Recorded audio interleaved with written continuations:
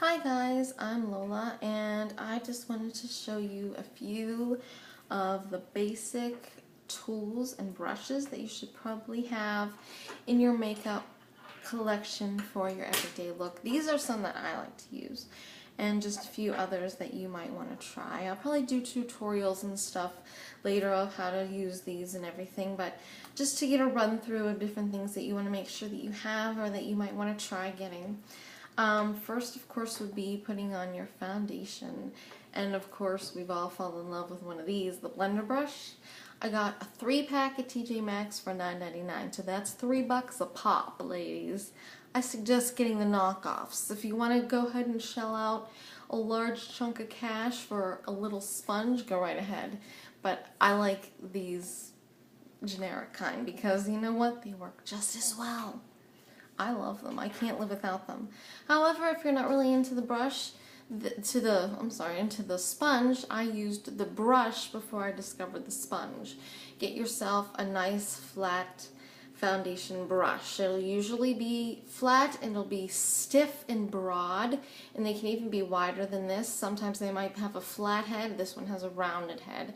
What my routine used to involve was just painting it on, and then I would use this side because I would buff out, polish out all of the brush marks. And that, of course, that used up a lot of time. So I'm really happy with the sponge, but there's also the brush if you prefer.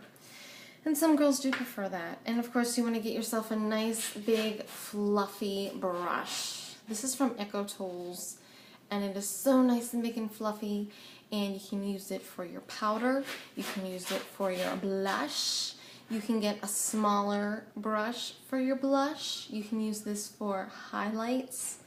Whatever you want to use it for, it's really great. I like to use it to smooth out my contour and highlight, and I like to use it for my powder.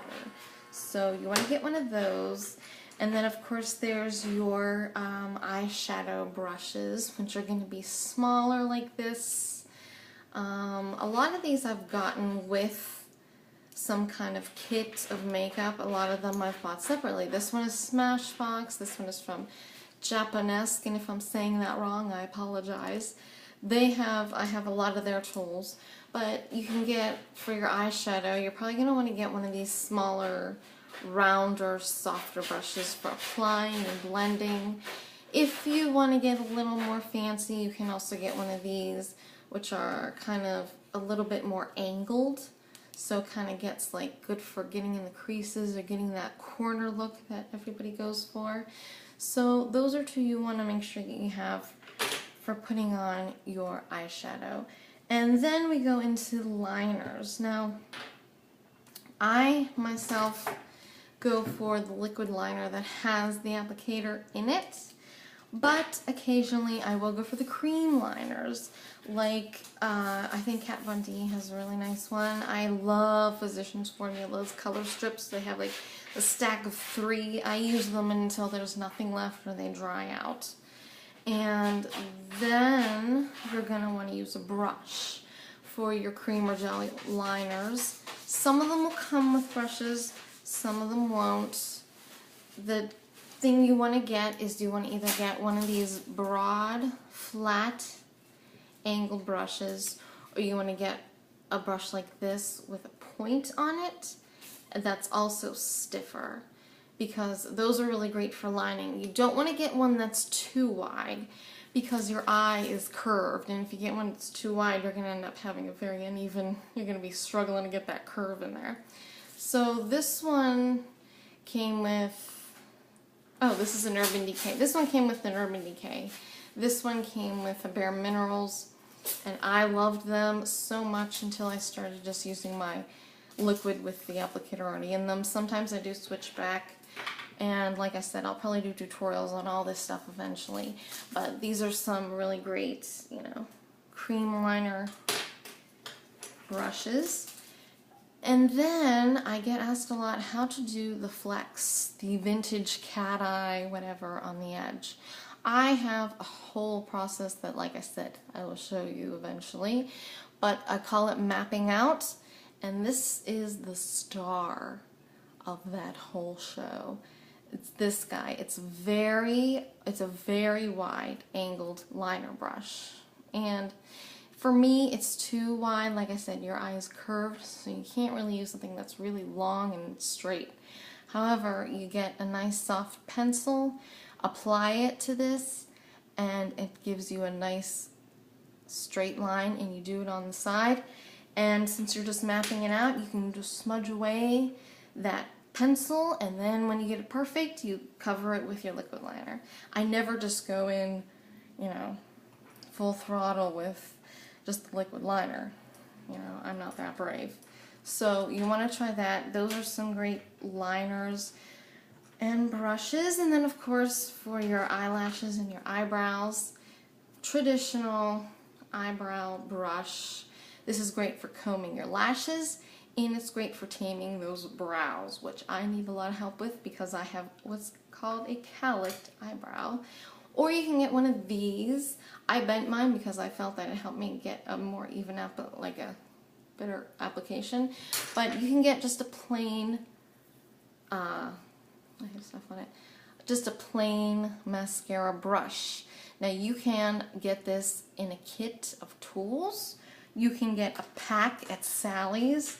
Like as a makeup artist, I have to buy just packs of them because you don't want to keep reusing mascara brushes on all different clients. Or like I have seen a lot of girls do, a lot of different beauty gurus do, and I never even thought to do this. After you're done with your mascara and it's all dried out, go and wash it and reuse the wand. And that actually is a great idea, and I thank all you girls that I've seen doing that here on YouTube, because I think that's a wonderful idea, because some of those mascara wands are really great. So go ahead and wash those and use it, and use a dry, plain. You can use that to tame your eyelashes, keep them separate. You can use it on your eyebrows, because I use clear brow gel to tame my crazy eyebrows. So I either use just a plain eyebrow brush, or I use this guy that I've showed you. So those are other brushes that you might want to have. And then there's contouring. Well, there's powders, like I've told you. I've showed you the powder brush.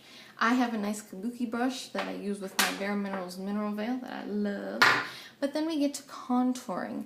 And this is my secret weapon. I don't do a lot of contouring. I just do my cheeks and sometimes a little on my forehead, which is extraordinarily large. But this is what I use because I feel like it gets a real good line in there. It's a fan brush. And sometimes I'll even use it for my highlights, but mostly I just use it for the contour. To get right in there, you get a real nice line instead of a broader, more soft brush that you just kind of keep applying until you get that line. I like to use this because it gets you the line, and then you can go and smooth it all out with your fluffier brush. So that's what I like to use, ladies, the fan brush. And you can even use it for your blush. Make sure you clean it off in between so you're not putting on your contour color, but you can dip it in your blush and you get a lot more control on your cheekbones and going up on the side of your temples. I feel like I got a lot more control. You tell me, let me know what you think. And that is all for now, because I just wanted to show you the basics of getting started and some tools you might want to have. Always have a sharpener. So important, girls. And that is it. And I will see you next time.